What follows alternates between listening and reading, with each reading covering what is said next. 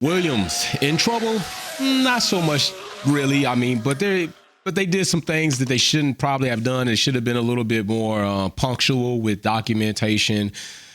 So they got hit. So Williams gets hit with a $25,000 fine, which I'm going to explain why I'm saying dollar and not pounds. I think I know why I'm saying dollars and not pounds, which we'll get into that.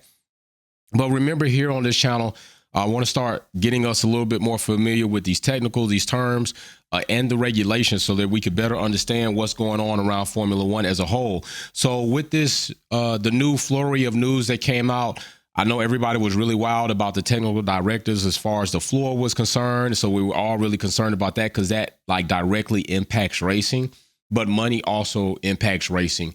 And Williams has been a team that's long time woven into Formula One, especially. They were a very successful team at one point in time in history. And as of late, not so much. Last season before last, definitely not so much. This season, I'm not saying so much at all, although they have a pretty decent driver in Albon. They had a better driver in Russell, but Russell elevates and goes to Mercedes.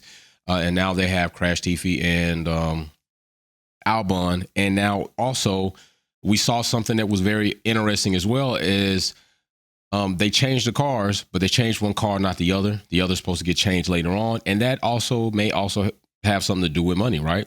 Cost cap or finances they have available to them, which is something we're going to get into. So they got hit with a $25,000 fine, but why did they get hit? All right.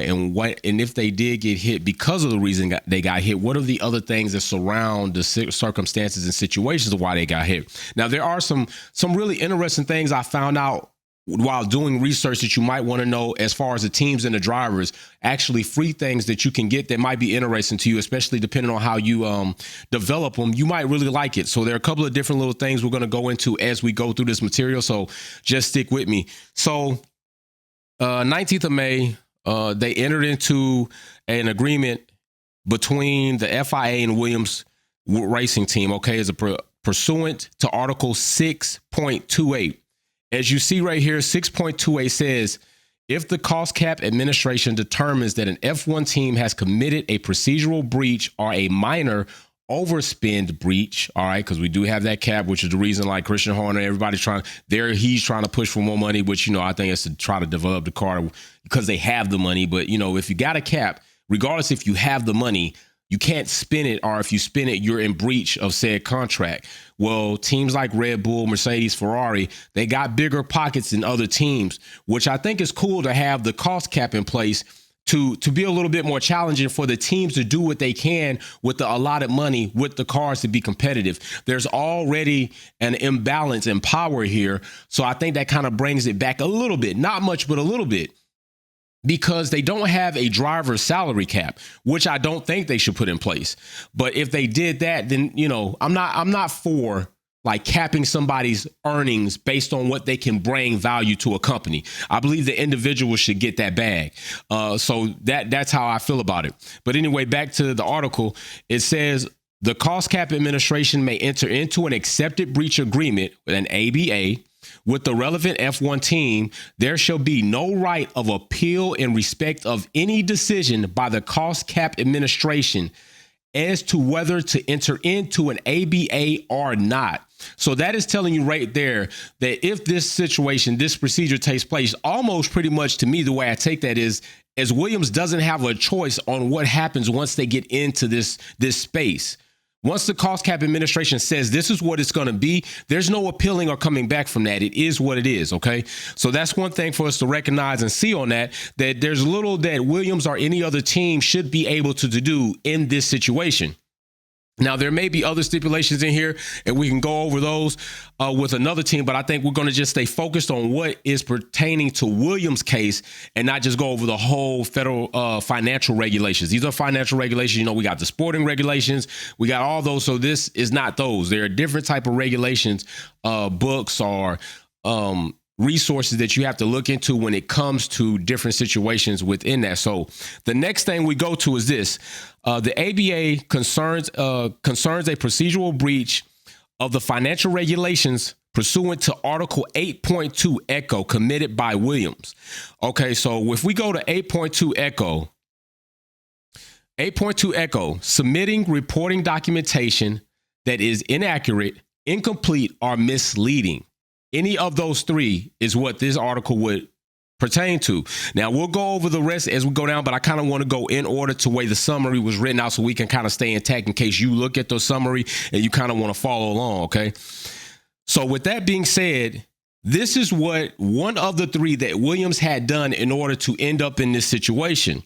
If you look at the summary, it says Williams on account of its failure. So Williams didn't try to deny that this was the case. They didn't say, we don't know. They took accountability, failure to submit in respect of the 4-year reporting period ending in 31st of December, 2021. Okay.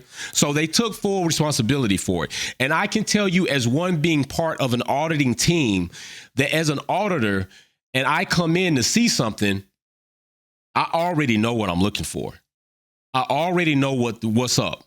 Whether it be a whistleblower, whether it be a situation that happened as far as a death, whether it be a plane fell out of the sky or a car hit a train track. I've already got some report that brought me to your institution. So to go in there and have somebody try to swindle you around, it only as an auditor makes you look deeper into that. So the fact that Williams said, hey, we take full responsibility, it kind of personally makes the auditor not widen the scope, at least. Okay, let's just stay right here. You said, pretty much you're making my job a little bit easier. I don't have to try to pull the information out of you. I don't have to try to go somewhere else. I can just stay right here. So with that, they say required by 5.1. Okay, so if we go to 5.1, it's probably going to go more in depth about what Williams already admitted to. So it says by the 4-year reporting deadline, an F1 team must submit the following to the Cost Cap Administration. The 4-year reporting documentation. So we have Alpha, the reporting group documentation. Then you have Bravo, the 4-year financial reporting documentation.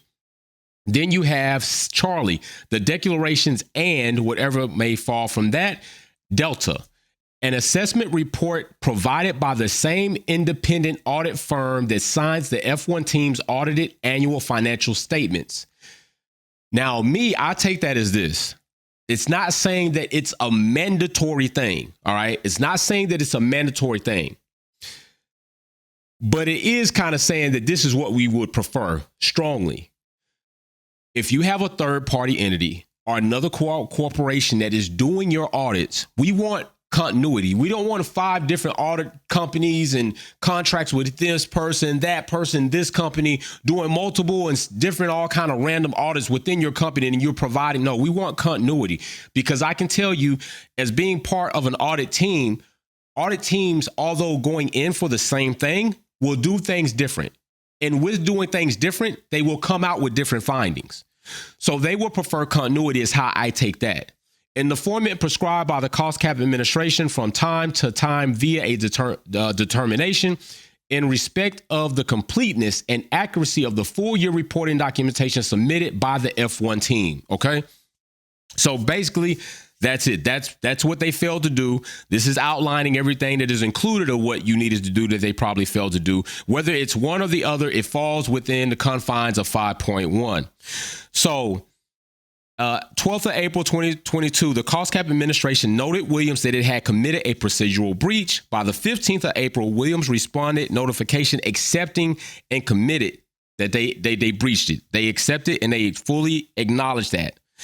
All right, so then we get into deemed appropriate to offer Williams an ABA resolving the breach on the terms set out below. Okay, so now we're going to get into the terms that Williams is going to do in order to settle this entire situation right by the Cost Cap Administration within the ABA. All right, so we get into that. So Williams admits that it has breached 5.1 Bravo, which we went over. And so directly the 4-year financial reporting documentation.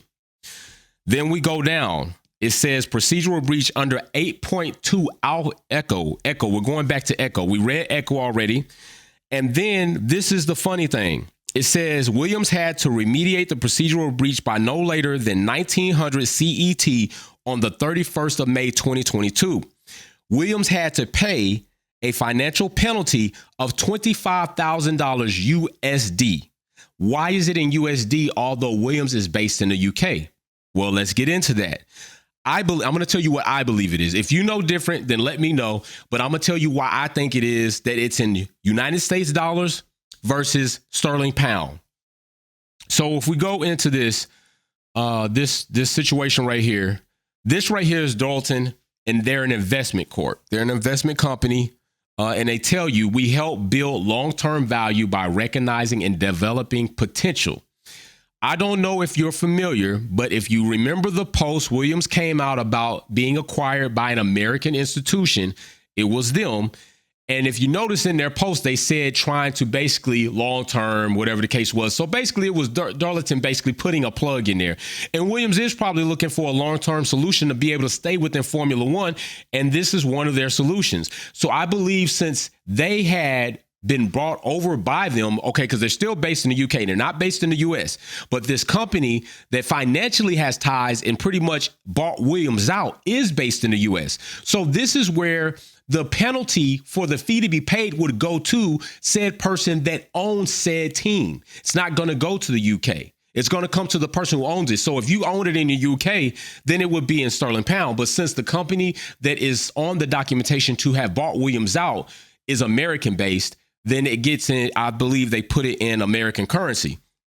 Now, the other thing that I found that was interesting, and this is like on some Formula One shit. You can take this, do what you want to do. It is Williams, and other teams may do it, but I found it while I was doing research. If you go to Williams' page into their contact section, which is funny, they got it in contacts and not like the Formula One Experience Center. If you go down to the bottom of the page, you'll see right here where it says driver autograph cards. Well, if you click this link, it will take you to another page where you can literally download Albon or Latifi and get their autograph cards.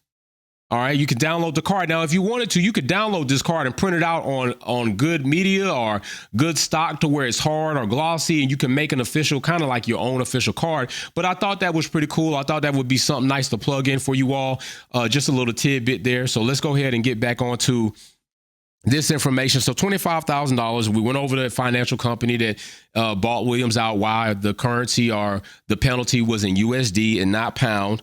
And then, providing you that autograph card situation, you go check that out if you like to. So the next thing is the procedural breach under 6.30. Okay. So if we go to 6.30, and it's not an alpha. So 6.30. The Cost Cap Administration shall oversee the implementation of and monitor compliance with the terms of any ABA. If the relevant F1 team fails to comply with any of the terms of the ABA, the Cost Cap Administration shall refer that F1 team to the Cost Cap Administration adjudication panel. Such non-compliance shall be treated as a procedural breach. So although Williams has paid this, or Dorilton or whoever Williams has paid this fine, they are still under observation. They're still under observation for said time, whatever time that may be. They're still going to be under observation. And I can tell you that once you get hit on an audit and there are findings and there's all types of write-ups, usually that institution is a bit more aware and a bit more sensitive to you as a company versus other companies still within your same industry. All right. If there was always something to find once, there's possibly going to be something to find again. So they're going to observe you for some time and see if you breach that again. All right. So then we go into 8.2 Foxtrot. So we'll have to go back. 8.2 Foxtrot, failing to comply with terms of an ABA. So there you go. So at the end, the Cost Cap Administration confirms that as the date hereof, Williams has within specified deadline remediate the procedural breach, paid the financial penalty, and bore the costs incurred by the Cost Cap Administration in connection with the preparation of the ABA. So at this point in time, Williams has sought out the resolution. They've paid their penalty. They're under agreement and probably under observation for said time, if so, and everything is good right now. So only thing Williams has to do going forward, at least within this situation, is not play around with the cost cap administration. Have your documentation in on time, have it prepared, have it correct, have your third party entity, whoever is going to be auditing your company, your documents, your procedures, have that aligned with that same company or as minimal as possible, so that the cost cap administration does not raise any red flags to why things are so inconsistent, why you have so many variables within the pot. That is the best things for Williams to do. So that is some of the things going on. And I think it's important that we start going over things like this, because the cost cap is going to be more important as teams try to voice their opinions on getting more money, which we already saw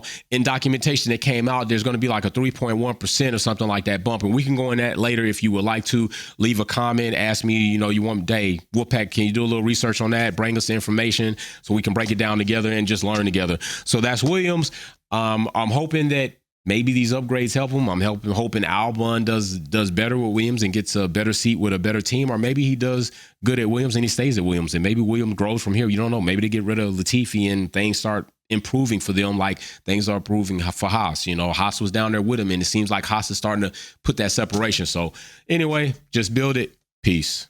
Thanks for tuning in and watching another video here at Wolfpack Performance. Check out some of my other content on Formula One issues, our topics, and our DIY products on how to customize your vehicle. Don't forget to comment, like, share, and subscribe. See you soon.